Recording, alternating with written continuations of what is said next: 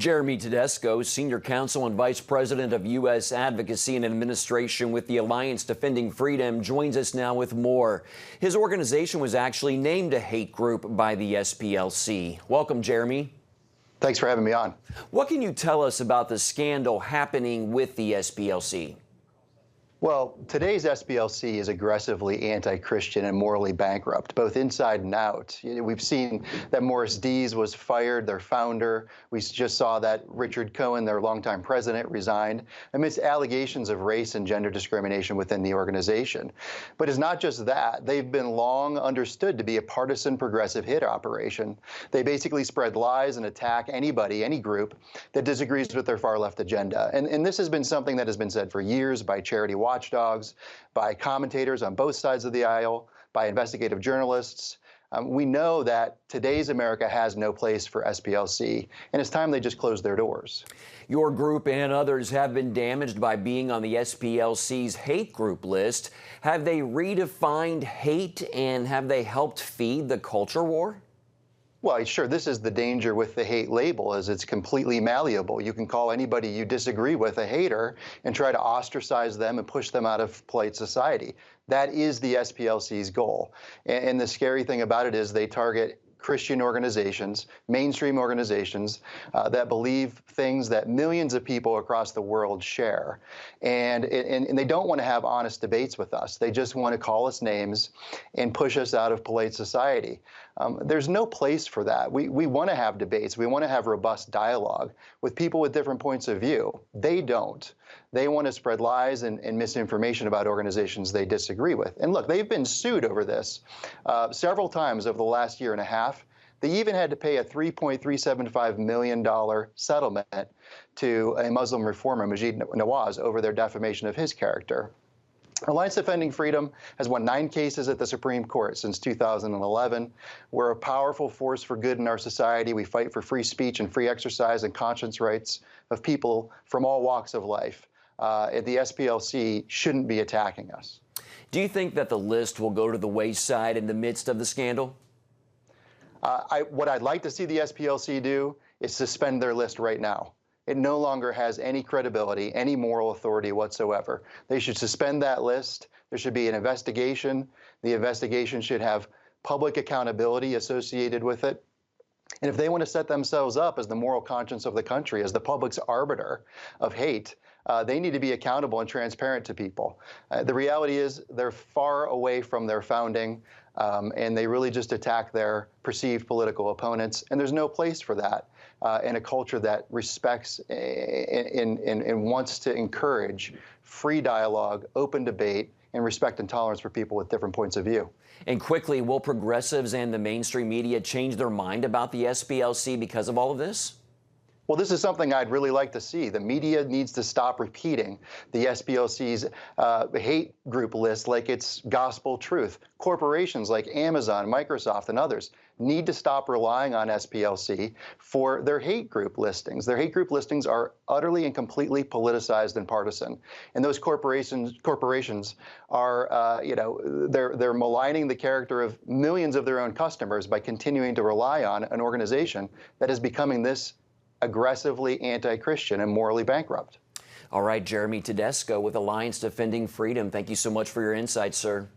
Thank you. Vermont filed a lawsuit Tuesday against 2 pharmaceutical distributors. The state accuses them of selling ever-increasing amounts of prescription opioids in the state while failing to effectively monitor and control the sales. The lawsuit claims Cardinal Health Incorporated and McKesson Corporation committed unfair and deceptive acts and practices, were negligent, and their behavior constitutes a public nuisance. Vermont Attorney General T.J. Donovan said they essentially opened the gate and let the flood of these pills come into this state and overwhelm the state of Vermont. John Parker, spokesman for the Healthcare Distribution Alliance, replied to the suit saying the idea that distributors are responsible for the number of opioid prescriptions written defies common sense and lacks understanding of how the pharmaceutical supply chain actually works and is regulated. About a dozen states have pending lawsuits against distributors, the Attorney General's office said. House Minority Whip Steve Scalise is pushing forward with legislation that would save the lives of babies born after a botched abortion. The Louisiana Republican said all the Democrats who ran saying they were pro-life, this is going to be the true test. Scalise and Representative Ann Wagner are introducing a discharge petition next week that would force a vote on the Born Alive Survivors Protection Act. The bill would give legal protection to an infant born alive after a failed abortion. House Democrats have blocked requests to pass the bill by unanimous consent 20 times. If Scalise and Wagner get the 218 signatures needed, they can go around Democratic leadership and bring the legislation to the floor for a vote. The FDA is cracking down on organizations that sell abortion pills over the internet. Organizations like aidaccess.org and Rablon were issued letters from the FDA ordering them to stop selling unapproved abortion drugs immediately. Aid Access has been under investigation since October. The organization would take orders from women in the U.S. and fill the prescriptions in India. Meanwhile, the governor of Utah has signed into law a bill that bans abortions after 18 weeks gestation. And a federal judge declared a North Carolina law unconstitutional for banning abortions after 20 weeks. An associate professor at Towson University in Maryland has reportedly denied students the opportunity to complete a pro-life project while openly supporting abortion. The course offered at the university is Sexuality in Diverse Societies. According to a report in the College Fix, students say the professor encouraged them to support Planned Parenthood. The class syllabus also reportedly showed students regularly discussed different sexual behaviors such as pornography and sexual orientation. Students were also told that abortion is a backup contraceptive. Kristen Hawkins with Students for Life told the College Fix the abuse of power by the professor illustrates why President Donald Trump's free speech protections on colleges and university campuses are vital. The College Fix reports Carter declined to be interviewed for its story. That is the professor. The Federal Aviation Administration said a Southwest Airlines Boeing 737 MAX made a safe emergency landing today in Orlando after experiencing an engine problem. No passengers were on board as the aircraft was being ferried to California, where Southwest is storing the airplanes. Aviation authorities around the world grounded Boeing 737 MAX aircraft earlier this month following deadly crashes involving the plane model in Ethiopia and off the coast of Indonesia, which happened within 5 months of each other. The Transportation Department is still investigating the aircraft and its new control system, which is believed to be a major source of the problem. Coming up, a look into a new shocking and powerful film meant to shed light on the truths of the abortion industry.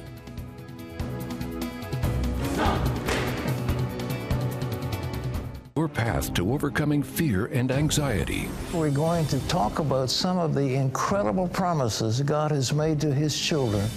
In Pat Robertson's newest teaching, you'll discover the I wills of God.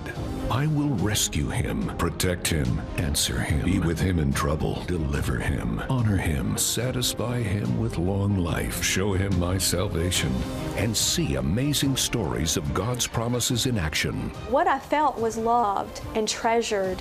God spared my life twice in 3 days.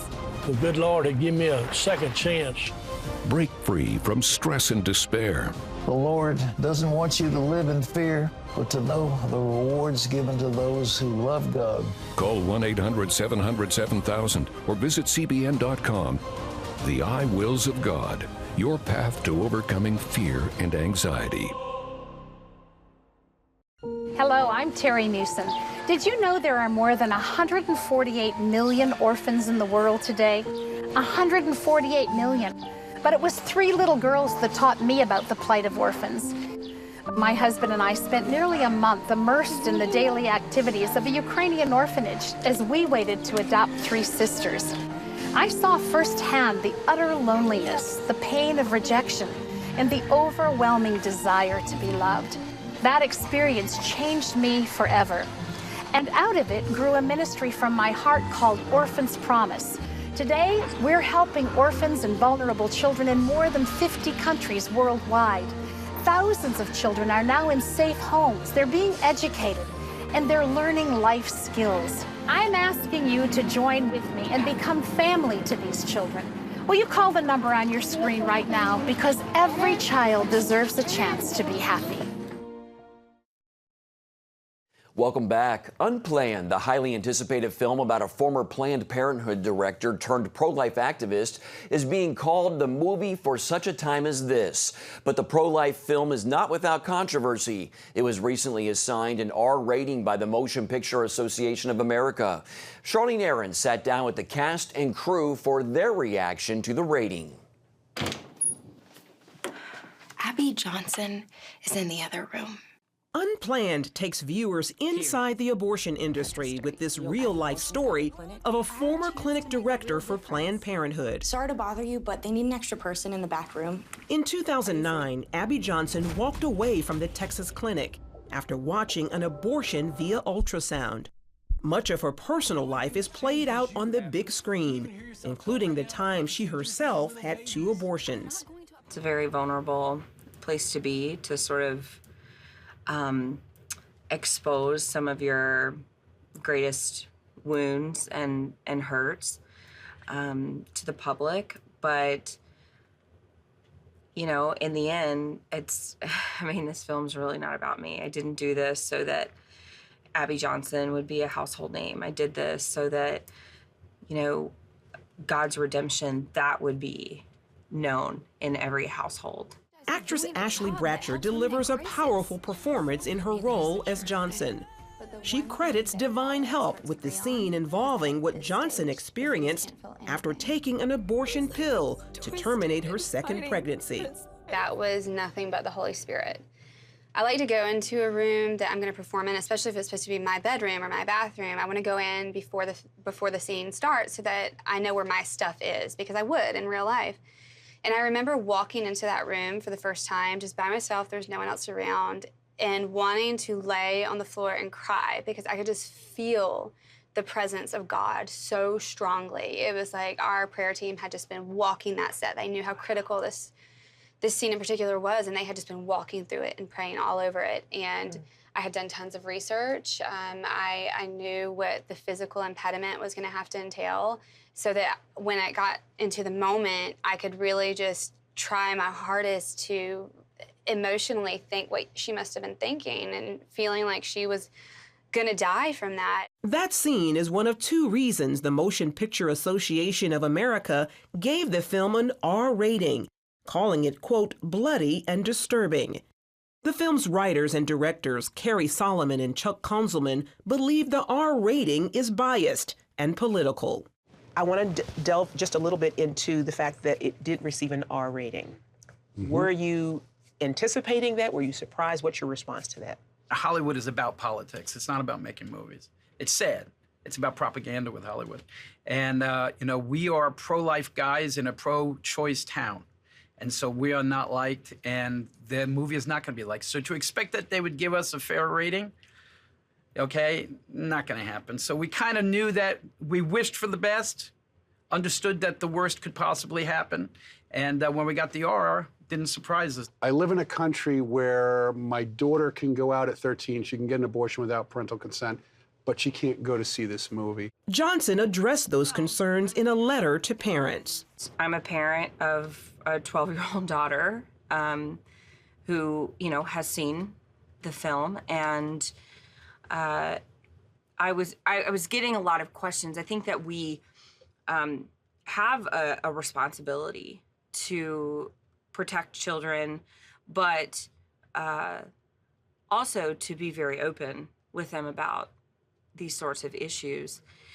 And I think especially with the R rating, there were a lot of people coming to me and saying, Abby, is this okay for my 14-year-old? Because people wanted to bring their children, but they needed some guidance. Given recent radical abortion laws in New York and other states, Carrie and Konzelman say the timing of Unplanned couldn't be better. This is sort of our last wake-up call, I think, politically, because these laws are being enacted now. We, as Americans, as people of faith, one of two things is going to happen. We're either going to rise up and say this is wrong, or we're going to become accustomed to it, and it's going to become the new norm. Actress Robia Scott, who's also an ordained minister, plays the head of Texas's Planned Parenthood. She says in the end, the film's message is one of hope and forgiveness. As a minister, I love that it's not preachy. This is not sort of your typical Christian-y, cheesy, preachy, let me throw a lot of scriptures at you, sister. That's not this film. This is a quality story. It's beautifully shot. It's beautifully written. It's beautifully acted, if I may say so myself. And it's just compelling. It's a compelling story that, regardless of what side you stand on, pro-choice or pro-life, you cannot come out of the movie the same way as when you entered. And it's not a film that's condemning people. It's not condemning. There's no shame. There's no pointing fingers. Really, honestly, the essence of the film is hope. It's restoration, that regardless of what choices you've made, because look, we've all made choices, and there's restoration that God forgives, and that you can move forward in your life. The makers of Unplanned say their ultimate desire is that a movie would make a difference in saving the lives of countless unborn babies. Charlene Aaron, CBN News. Wow, looks powerful. Unplanned opens in theaters this Friday, March 29th. Still ahead, we're going to take a look at some key players and highlights as March Madness continues. Back in a moment.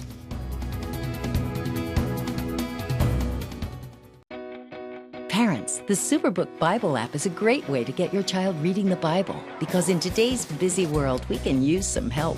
The free Superbook Bible app has fun stuff your kids will love. They'll have a blast learning the Bible, playing great games, watching cool videos, discovering heroes in the Bible. They'll have fun while they learn God's Word. The Superbook Kids Bible app, available now. Life. It's meant to be lived fully. Jesus said it. I came to give you life. Life to the fullest. Life in your family. Life in your finances. Life in your body, mind, and spirit. Life in your everyday.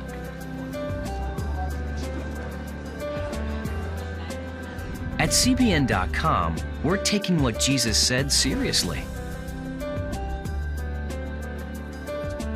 We're here to help you discover life. Life. Live it fully. CBN.com.